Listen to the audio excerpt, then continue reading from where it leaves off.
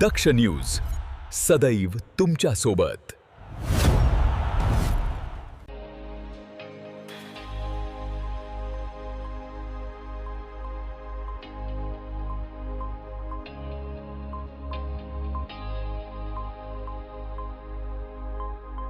पंचवटी परिसरातील एका सोसायटीमधून CCTV कॅमेऱ्यांचा DVR चोरी करणाऱ्या 2 आरोपींना पंचवटी पोलिसांच्या गुन्हे शोध पथकानं अटक केली असून त्यांच्या ताब्यातून चोरीचे 19 डीव्हीआर आणि गुन्ह्यात वापरलेली दुचाकी असा एकूण 6,35,000 रुपयांचा मुद्देमाल जप्त करण्यात आलाय।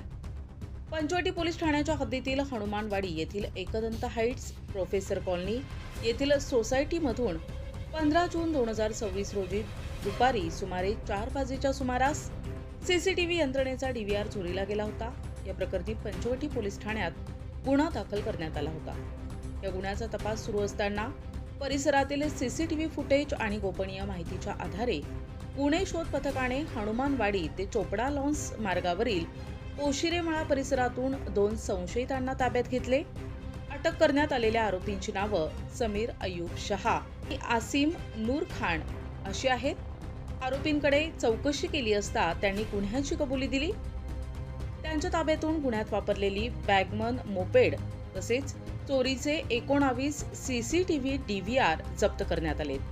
पंचवटी पोलीस ठाण्यात दाखल असलेल्या आणखीन एका डीव्हीआर चोरीच्या गुन्ह्याचीही आरोपींनी कबुली दिली असल्याची माहिती पोलिसांनी दिली आहे। ही कारवाई पोलीस आयुक्त संदीप कर्णिक, पोलीस उपायुक्त मोनिका राऊत, सहाय्यक पोलीस आयुक्त शेखर देशमुख आणि वरिष्ठ पोलीस निरीक्षक गजेंद्र पाटील यांच्या मार्गदर्शनाखाली करण्यात आली आहे। या कारवाईत सहाय्यक पोलीस निरीक्षक सतीश शिरसाट यांच्या नेतृत्वाखाली पोलीस हवालदार कैलास शिंदे, अमोल काळे, महेश नांदर्डीकर, संतोष पवार, जयवंत लोणारे तसेच गुन्हे शोध पथकातील अधिकारी आणि कर्मचाऱ्यांनी सहभाग घेतला।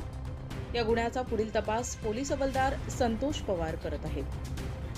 प्रतिनिधी भावेश बागुल, दक्ष न्यूज, आडगाव।